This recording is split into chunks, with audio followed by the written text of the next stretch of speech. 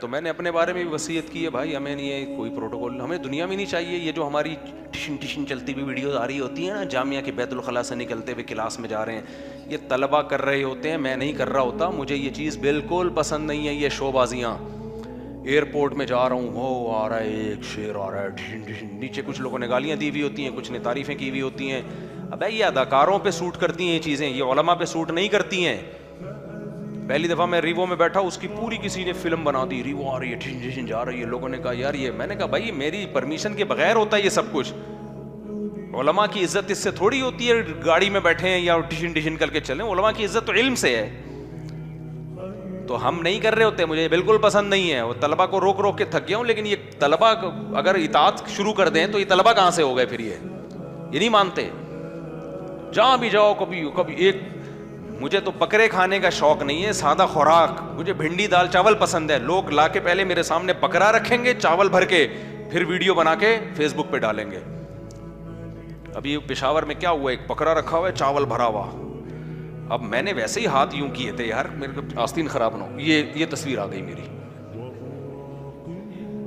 ویسے جیسے پتہ نہیں یہ بکرے کا کیا تہس نہس کر دوں گی۔ یہ آپ کو باڈی میری بکرے کھانے والی لگ رہی ہے، اسپیس نظر آ رہی ہے اس میں بکرے کے فٹ ہونے کی؟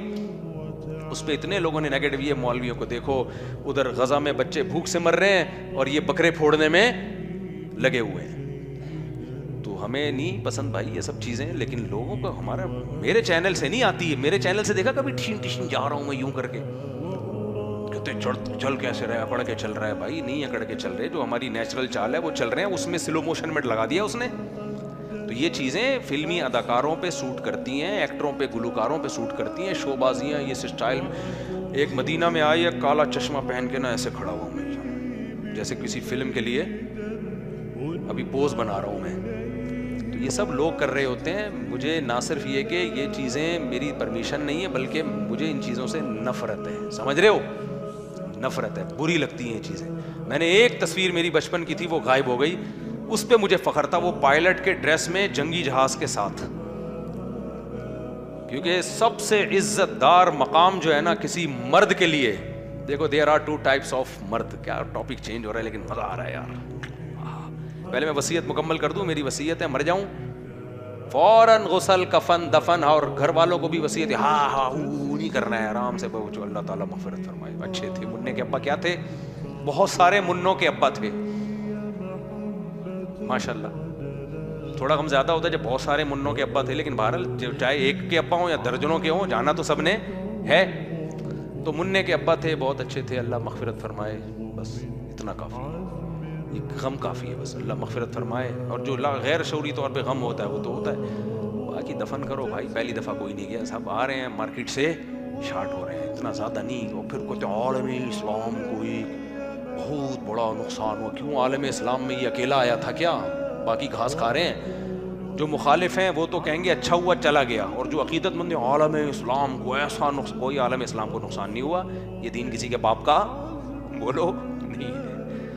علماء صلاح ہر دور میں ہول سیل کے حساب سے رہے، وہ نے غامدی صاحب سے حسن الیاس نے پوچھا تھا آپ کے دنیا سے چلے گئے تو ہمارا کیا ہوگا کالیا، تو غامدی صاحب نے جواب بڑا اچھا دیا، تو اصل میں سوال ہی نہیں بنتا تھا، آپ دنیا سے چلے گئے تو حضرت علماء کی بڑی تعداد ہے دنیا میں، ایک ہی آدمی نہیں پہ پورا دین ڈیپینڈ نہیں کرتا ہے ایک ہی شخص پہ کہ وہ چلا جائے گا تو سارا دین، یہ دین آخری مذہب ہے، کوئی نبی نہیں آئے گا، تو ہول سیل کے حساب سے ہر دور میں علماء رہیں گے، تو یہ علماء ہمیشہ رہیں گے اور دین چلتا رہے گا۔ جس نے دیکھو اس سے بڑا غم کیا ہوگا نبی کا دنیا سے جانا، نبی صلی اللہ علیہ وسلم، حضرت عمر اتنے غضبناک ہو گئے تھے کہ جس نے کہا کہ نبی دنیا سے گئے میں گردن اڑا دوں گا، تو حضرت ابوبکر نے کیا فرمایا، خطبہ دیا، یا ایھا الناس من کان منکم یعبد محمدا فإن محمدا قد مات صلی اللہ علیہ وسلم، اے لوگو تم میں جو محمد صلی اللہ علیہ وسلم کی عبادت کرتا تھا یقین کر لے محمد دنیا سے چلے گئے ہیں صلی اللہ علیہ وسلم، اور من کان منکم یعبد اللہ، جو اللہ کی وجہ سے دین پہ آیا ہے، اللہ کی عبادت کرتا ہے، فإنہ حی لا یموت، وہ ہمیشہ ہے، ہمیشہ رہے گا۔ تو ہم جو دین پہ آتے ہیں کسی پیر و مرشد کی یا کسی مفتی کی بیس پہ نہیں، کس کے لیے، اللہ کو خوش کرنے کے لیے، جب تک اللہ ہے تو ہم بھی ہیں، ہم عبادت کرتے رہیں گے، دین پہ چلتے رہیں گے، کوئی آئے یا مارکیٹ سے جائے۔ ہاں کسی سے محبت کا تقاضا یہ ہے کہ وہ مارکیٹ سے جائے تو اس کے لیے دعا کرو. دعاؤں کو بالکل فوکس نہیں, ایک دفعہ کم بخت زندگی میں دعا نہیں کریں گے, باتیں کرتے رہیں گے بیٹھ کے, دعاؤں کو فوکس کرو. تو اب میں وہ بتا رہا تھا, کیا بتا رہا تھا میں, ہاں وہ پائلٹ والی بات پہ نا. تو میری وصیت ہے کہ مر جاؤں فوراً سے پہلے کوئی رونمائی نہیں, کوئی منہ دکھائی نہیں, کچھ بھی نہیں, بس دفن کرو, پانی قبر پہ چھڑکو, دعا مانگو اور پھر مانگتے رہو ساری زندگی. اچھی بات ہے, صدقہ خیرات کرو, صدقہ جاریہ کرو, یہ خوشی کی بات ہے. اس کا کی ہمیں آج بھی ضرورت ہے, کل بھی ضرورت ہے. تو باقی جو ہے وہ جو پائلٹ والی بات ہے نا, مجھے شو مارنے کا شوق نہیں, لیکن ایک دیکھو, دیر آر 2 types آف مرد. مرد کی کتنی قسمیں ہیں؟ 2 قسمیں. یہ جب میں ایسے واقعہ سناتا ہوں نا تو نوجوانوں کو ایک خاص مائنڈ سیٹ بنانا مقصد ہوتا ہے, سمجھ رہے ہو. آج کل مردوں کو نا لڑکیوں میں بیٹھے ہوئے ہوتے ہیں بہت سارے, ٹی وی پروگراموں میں 6 لڑکیوں میں جا کے ایک زنانہ ٹائپ کا آدمی بٹھایا ہوا ہوگا, وہ زنانہ والی باتیں کر رہا ہوگا, بیوٹی کی ٹپس بتا رہا ہوگا. کچھ ایسے ہیں جو وہ کھول کے بیٹھ گئے بیوٹی پارلر. مرد ہیں کیا کر رہے ہیں؟ دلہنیں تیار کر رہے ہیں. سمجھ میں آ رہی ہے بات؟ تو اب یہ ٹرینڈ بھی سوسائٹی میں چل پڑا ہے. آدمی ہوگا کام کیا کر رہا ہے؟ دلہنیں تیار کر رہے ہیں, ان کے بال سیٹ کر رہا ہے وغیرہ وغیرہ کر کے. یہ بھی ایک مرد کا پہلو ہے جو ہماری سوسائٹی میں پھیل رہا ہے. ایک مرد کا وہ پہلو ہے جو متنبی نے کہا تھا, اعز مقام فی الدنا سرج سابح وخیر جلیس فی الزمان کتاب. دنیا میں سب سے عزت دار مقام مرد کے لیے, جس پہ مرد بیٹھا ہوا سب سے اچھا لگتا ہے, وہ ہے تیرتے ہوئے گھوڑے کی پشت. نہیں آئی سمجھ میں؟ یہ والے مرد بنو. اور آج کل وہ تیرتا ہوا گھوڑا JF-17 اور جیٹ تیارے ہیں. نہیں آئی سمجھ میں؟ تو اس لیے ہر بچے کو نا پہلے پائلٹ بننے کا شوق ہوتا تھا. ہم سے بھی بچپن میں کوئی پوچھتا بڑے ہو کر کیا بنو گے, ہم کیا کہتے؟ بولو نا پائلٹ. کیوں؟ لڑکا ہے نا. پتا ہے یار, جو عزت آسمانوں میں جنگی جہاز تو ایک بڑی خطرناک چیز ہوتی ہے, آواز سے تیز اس کی سپیڈ ہوتی ہے. مرد کی عزت اس میں ہے. پہلے جس بچے سے پوچھو پائلٹ, وہ بن پائے نہ بن پائے ایک الگ بات ہے. ہم سے بھی, مجھے یاد ہے PF بیس مسرور میں وہ جہازوں کا شو ہوا کرتا تھا 6 ستمبر کو. ہم اس میں جاتے تھے پائلٹ کی ڈریس میں, میری بھی کزن کی بھی, اور ہم لوگ تصویریں کھنچواتے. چھوٹے بچے تھے, جہازوں میں بیٹھ کے نا بڑا مزہ آتا تھا یار. کاش کسی دن اس جہاز کی سیٹ پہ بیٹھ کے یہ ہواؤں میں اڑائیں. اور پھر وہ کرتب ہوتے تھے جہازوں کے, جو جیسے دبئی میں ابھی ایئر شو ہوا, اور پھر جنگوں میں اور دھاڑ, کیا مزہ آئے گا. پہلے بچوں کا یہ مائنڈ سیٹ بنایا جاتا تھا ماؤں کی طرف سے, باپوں کی طرف سے. اب کم بختوں کو کیا سکھا رہے ہو یار تم ویڈیو دکھا دکھا کے؟ وہ دلہن تیار کر رہا ہے, بچہ کہے گا میں نے پائلٹ بننا ہے. آج کے بچوں سے پوچھو بڑے ہو کر کیا؟ میں اپنے بیوٹی پارلر کھولوں گا, دلہنیں تیار کروں گا میں اس میں. زنانہ ہے, وہ سوچ بھی کیا ہوگی اس کی.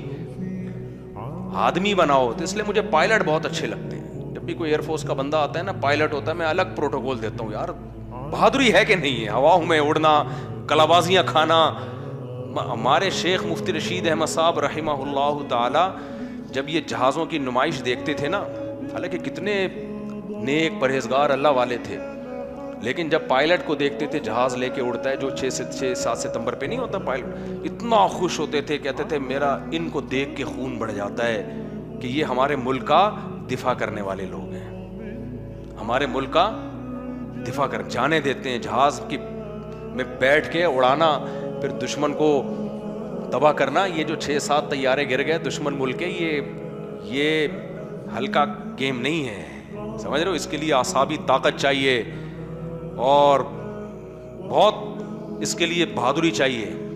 تو اب تو کچھ انہوں نے خود ہی گرانا شروع کر دی ہیں احتیاطاً. میں بار بار کہتا ہوں ہماری دشمنی انڈیا سے نہیں ہے, مودی سے ہے. یہ سب مودی کی نحوستیں ہیں جو ہندوستان کو دیکھنے کو مل رہی ہیں. مودی کی نحوستیں ہیں جو اپنی قوم کا خود ہی بیڑا غرق کر رہا ہے. کیونکہ جب آپ, ابھی چھوڑو زیادہ نہیں جاتا میں, تو سب سے زیادہ مرد کے لیے عزت والا مقام کون سا ہے؟ فائٹر طیارے میں بیٹھے. اب تو ہماری عمر نکل گئی, ہم بن نہیں سکتے, لیکن بنا سکتے ہو نا اپنے بچوں کو. یہ بناؤ بچپن سے ہی, اس کی تیاری کرو بیٹا. بیوٹی پارلر نہیں کھولنا ورنہ جائے گا جو بیوٹی پارلر نہیں کھول رہے وہ گھنٹہ گھنٹہ بیٹھ کے وہاں تھریڈنگ کروا رہے ہیں, مالشیں کروا رہے ہیں. مجھ پہ بھی کم وقت کچھ لوگ الزام لگاتے ہیں یہ میک اپ کرتا ہے. یہ اتنی بڑی گالی ہے نا میرے لیے, مجھے کوئی بول دے نا یہ مسجد سے چپل چراتا ہے, اتنا غصہ نہیں آئے گا مجھے. مجھے کوئی یہ کہہ دے میک اپ کرتا ہے, یہ زنانے پن سے اللہ بچائے بھائی, یہ زنانے پن سے اللہ بچائے. تو یہ ٹی وی والے آتے تھے جب میں جاتا تھا میک اپ کے, میں نے ہٹا بھائی اس کو, کہہ رہا نہیں یہ ضروری ہے ٹیش پیشی تھوڑا سا پڑھ. میں نے کہا ہٹا یار, مجھے گھن آ رہی ہے, ہٹا اس کو یار. آدمی ہے, اچھا لگے شکل لگے, نہیں لگے جاؤ بھاڑ میں ایسی کی تیسی. ہم تو شادی میں بھی اسی ڈریس میں گئے ہیں. باقی جو تھوڑا بہت بیوٹی پارلر مر جاتے ہیں تھوڑا گھسائی کے لیے, آج کل تو وہ پھوڑے پھن سے بھی نکلے ہوئے ہیں یا تھوڑا بہت کر رہے ہیں, وہ مجھے اس پہ اتنا ہے. لیکن یہ پورا لپسٹک پاؤڈر اور پورا تیار تھریڈنگ بریڈنگ کیا ضرورت ہے یار. تم آدمی ہو, آدمیوں والے. عورت کو یہ چیزیں پسند نہیں ہے, تو عورت کو آدمی چاہیے. تو تھوڑا بہت ٹھیک ہے, میں کسی کا مذاق نہیں اڑاتا. مر جاتے ہیں, بال وال سیٹ کرا لیتے ہیں اپنا تھوڑا بہت, ٹھیک ہے وہ سیٹنگ کرا لیتے ہیں, اتنا تو ٹھیک ہے. یہ بیوٹی پارلر وہ ہیئر ڈریسر ہی ہوتا ہے, اس کو بیوٹی پارلر کا نام دے دیا. لیکن بہت لپسٹک پاؤڈر اور پھر وہ اتنی زیادہ گھسائی پھٹائی, یہ مردوں پہ کام نہیں ہے. اس لیے بچوں کو کیا سکھایا کرو, بیٹا بڑے ہو کر کیا بننا ہے, پائلٹ بننا ہے. پائلٹ نہیں بھی بنے گا تو کوئی بہادر چیز تو بن جائے گا نا. مائنڈ سیٹ تو اس کا یہ ہوگا نا پائلٹوں والا, تو آگے سلیکشن ہو نہ ہو. اس لیے یہ چیزیں بچوں کو ابھی سے سکھایا کرو. سمجھتے ہو, اللہ عمل کی توفیق دے. بس بہت زیادہ سوال ہو جلدی, بہت اسپیڈ سے, اب جلدی جلدی. مجھے نہیں پتا اس کی پروڈکٹ کے بارے میں, کسی کمپنی کی پروڈکٹ کے بارے میں پوچھا, مجھے معلوم نہیں اس کے بارے میں. میرے بھائی مفتی صاحب کیا کہ پیاز جلدی سے جلدی کرنا ہے تو چشمہ لگا لیتا ہوں تاکہ. مفتی صاحب کیا بغیر دھیان کے, کیا ذکر بغیر دھیان کے کر سکتے ہیں؟ جب بیان لگا پاؤ تو بیان سننا چاہیے, باقی ذکر تو جیسے چاہیں کریں, دھیان لگا کے کریں گے زیادہ ثواب ملے گا. امام صاحب کے پیچھے نماز پڑھنا ہو تو رکوع سجود کی تسبیح میں فرق ہوتا ہے. امام کبھی لمبی کبھی, دیکھو امام جب رکوع جتنا لمبا کرے آپ نے بھی اتنا ہی لمبا رکوع کرنا ہے. اگر آپ نے تسبیحات مکمل نہیں ہوئی, امام نے رکوع سے اٹھ گیا تو آپ تسبیحات چھوڑ دیں. واقعی یوتھ کلب والوں کے بارے میں آپ کے سب, کیونکہ میں ان سے بہت زیادہ متاثر ہوں, بہت سنتا ہوں, بہت اچھے لوگ ہیں, بہت اچھا کام کر رہے ہیں. البتہ فروعی اختلافی مسائل میں وہ چونکہ اہل حدیث کے منہج کو فالو کرتے ہیں اور اہل حدیث کا کوئی مدون فقہ نہیں ہے, تو ہر شخص کا اپنا ایک رائے ہے. تو جو فقہ جس ملک میں رائج ہو اسی فقہ کو فالو کرنا چاہیے. پاکستان میں فقہ حنفی ہے جو صدیوں سے چلا آ رہا ہے, تو آپ بلا وجہ 1.5 کی الگ مسجد بناؤ گے, لوگوں کے گھروں میں فسادات ہوتے ہیں. تو اور یوتھ کلب والے کوئی مسلط بھی نہیں کرتے اپنی رائے کو. اگر کوئی فقہ حنفی کے طریقے سے نماز پڑھے تو اس کو بھی کچھ نہیں کہتے وہ. تو اس لیے مجھے وہ لوگ پسند ہیں, ان کے ساتھ تعاون کرنا چاہیے. لیکن مسائل اپنے علاقے کے مستند علماء سے پوچھیں. مسائل نہ یوتھ کلب والوں سے پوچھیں نہ کسی اور سے پوچھیں, وہ خود بھی علماء سے ہی پوچھ رہے ہوتے ہیں. باقی لوگ اچھے ہیں کام, اور باقی یہ کہ چھوٹی چھوٹی اختلاف کی بیس پہ ہر شخص دوسروں کی ٹانگیں کھینچنا شروع کر دے گا تو اجتماعیت کب پیدا ہوگی, اجتماعیت کب پیدا ہوگی. تو کام اچھا کر رہے ہیں, نیت اچھی ہے ان کی, اور کام کا طریقہ کار ٹھیک ہے. سب سے بڑی بات, یونیورسٹیوں میں جس طرح سے کام کرنا چاہیے اس طرح سے کام کر رہے ہیں. باقی کچھ مسائل میں وہ جمہور کی رائے سے الگ چلتے ہیں تو وہ آپ نہ چلیں.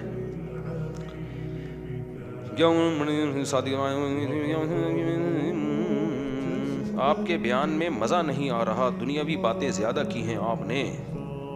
کون سی ایک بات میں نے دنیاوی کی ہے؟ آپ کو میں نے کاروبار کا طریقہ بتایا ہے, بھینس پالنے کا طریقہ بتایا ہے, ساری باتیں دینی ہی ہیں بھائی. پوری قرآن کی آیت کی اپنے اسٹائل میں تشریح کی ہے میں نے. مولانا طارق جمیل صاحب جیسا بیان کیا کریں, جاندار, جنت دوزخ قرآن حدیث کے حوالے سے. دیکھو سارے علماء ایک ہی جیسا بیان کرنا شروع کر دیں گے تو دوسرے والا نہیں آئے گا نا.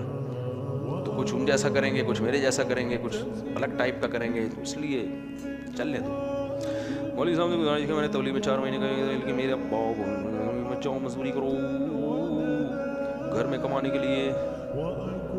دیکھیں ابا کہتے ہیں مزدوری کرو گھر میں کمانے کے لیے, 4 مہینے کے لیے مت جاؤ. تو اگر واقعی گھر میں کمانے والا کوئی نہیں ہے تو پھر آپ مزدوری کر کے کمائیں تاکہ لوگوں کے سامنے ہاتھ نہ پھیلائیں.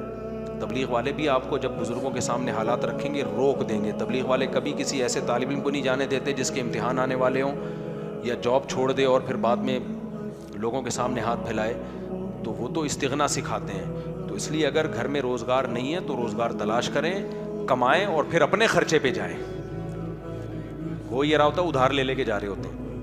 مفتی صاحب نزد کا اسلام میں کیا حسد کرتا, نظر کا اسلام میں کیا معاملہ ہے؟ اگر کوئی دوسرا حسد کرتا ہے یا ہاں بھائی نظر لگتی ہے, حسد کی وجہ سے نظر لگنے کا خطرہ ہوتا ہے.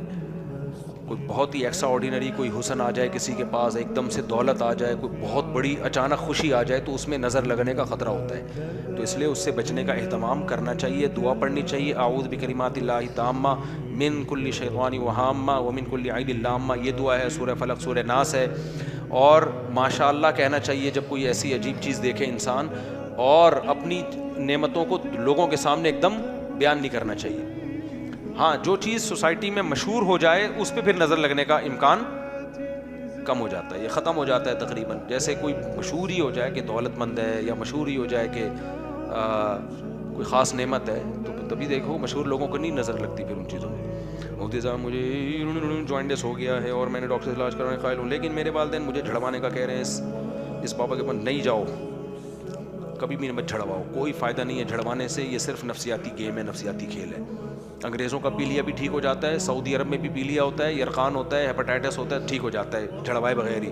یہ صرف انڈیا پاکستان ہے, بنگلہ دیش ہے جہاں جھڑوائے بغیر ٹھیک نہیں ہوتا.